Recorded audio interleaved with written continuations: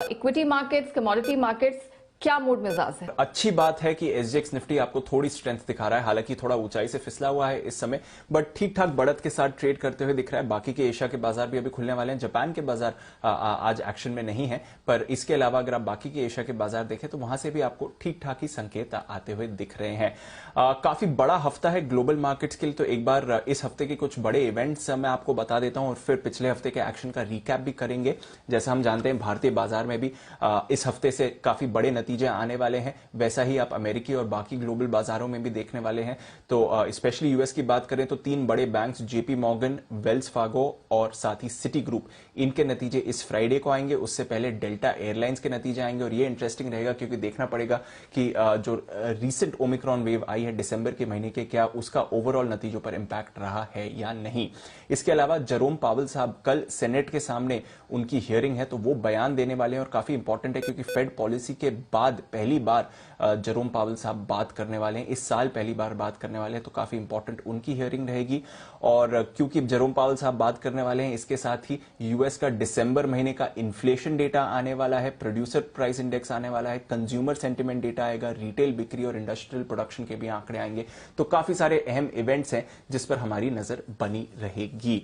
अगर आप देखें तो बाजार का एक्शन फ्राइडे के दिन काफी वॉलेटाइल रहा। अमेरिकी बाजारों में एक बार भारी उतार चढ़ाव आपने देखा और फिर बाजार आखिरी घंटे में फिसले भी हैं। तो डाउ पर हमने देखा कि ऊंचाई से करीब 150 अंकों की गिरावट है और सपाट क्लोजिंग आती हुई दिखी। वहीं लगातार चौथे दिन S&P 500 और नैस्डैक पर भी आपने गिरावट आते हुए देखी। इनफैक्ट आईटी शेयर्स पर एक बार फिर से भारी बिकवाली का दबाव आपने देखा और नैस्डैक करीब 1% लुढ़क कर बंद हुआ है। जो बॉन्ड डील है जिसकी बढ़ने की चिंता हम आपको पिछले कुछ दिनों से ऑलरेडी जता रहे हैं, वो 1.76% के पार जाती हुई दिखी, ऑलमोस्ट 1.77% पर है, जो कि 2 साल की ऊंचाई पर है। यानी कि आप कह सकते हैं कि जो प्री पैंडेमिक लेवल्स थे बॉन्ड डील के, वो वहां पर बढ़कर आ चुकी है। तो ये एक चिंता का विषय है। इसकी वजह से हम देख रहे हैं कि आईटी स्टॉक्स में गिरावट है, हालांकि बैंक्स और फाइनेंशियल शेयर्स में ऑफ कोर्स इसकी वजह से यूएस में खरीदारी आपको आती हुई दिख रही है।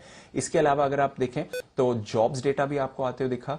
रोजगार डेटा जो दिसंबर महीने का था, यहां पर करीब 2 लाख नई जॉब्स जोड़ी गई हैं, जो कि अनुमान से कम था। अनुमान 4.25 लाख का था, तो उससे आधा ही सिर्फ आते हुए दिखा है। हालांकि जो कुल बेरोजगारी है वो अब गिरकर 3.9% की हो गई है, जो कि महामारी के समय से अब तक का सबसे कम आंकड़ा है। इनफैक्ट अगर आप प्री पैंडेमिक के लेवल से देखें तो ऑलमोस्ट वहां पर पहुंच गई है। तो यूएस की जो इकोनॉमी है वो लगभग कोरोना महामारी से पूरी तरह से रिकवर हो चुकी है। हालांकि अभी ये जो रीसेंट ओमिक्रॉन वेव आई है उसका इंपैक्ट अभी तक कैप्चर नहीं होते हुए दिखा है। तो ओवरऑल इकोनॉमी की स्थिति अच्छी है, बट टाइटनिंग की चिंता है, इन्फ्लेशन बढ़ने की चिंता है और इसकी वजह से हम देख रहे हैं कि बाजारों में लगातार पिछले कुछ दिनों से दबाव बना हुआ है।